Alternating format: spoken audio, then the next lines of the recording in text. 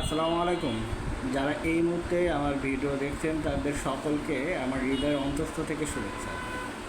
আসলে আজকে আলোচনা করব হেপাটাইটিস বি ভাইরাস সম্পর্কে। আমি এই ভাইরাসগুলো কীভাবে হতে পারে তার সম্ভাব্য কিছু কারণ বলবো আপনাদের।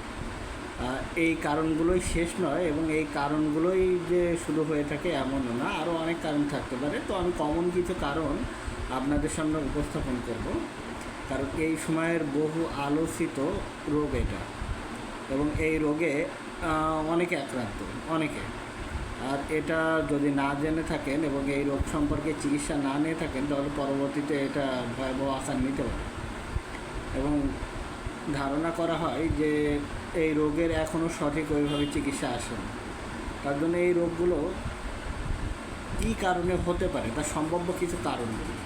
যারা অতিরিক্ত মশলা জাতীয় খাবার খায়, যারা অতিরিক্ত ভাজা পোড়া খাবার খায়, তেলে ভাজা, যেমন পেঁয়াজি, বেগুনি, চপ, সিঙ্গাড়া, সমুচা, পুরি এই জাতীয়, যারা বাইরের খাবার অত্যাধিক পরিমাণ বেশি খায়, যারা বাসি পচা খাবারগুলো খায়, যেমন খাবার বাসি হয়ে গেছে, কালকে রান্না আজকে বাসি বোঝে নিত।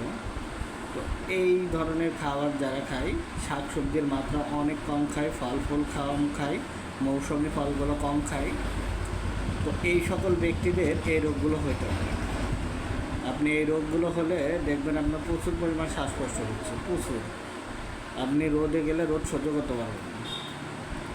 তো এই রোগগুলো থেকে পরিহার পাওয়ার জন্য আমি আপনাদেরকে পরামর্শ দিব, আপনারা রক্ত পরীক্ষা করুন এবং রক্ত পরীক্ষা করে যদি এই রোগ ধরা পড়ে তাহলে চিকিৎসকের পরামর্শ অনুযায়ী জীবন চালানো শুরু করুন।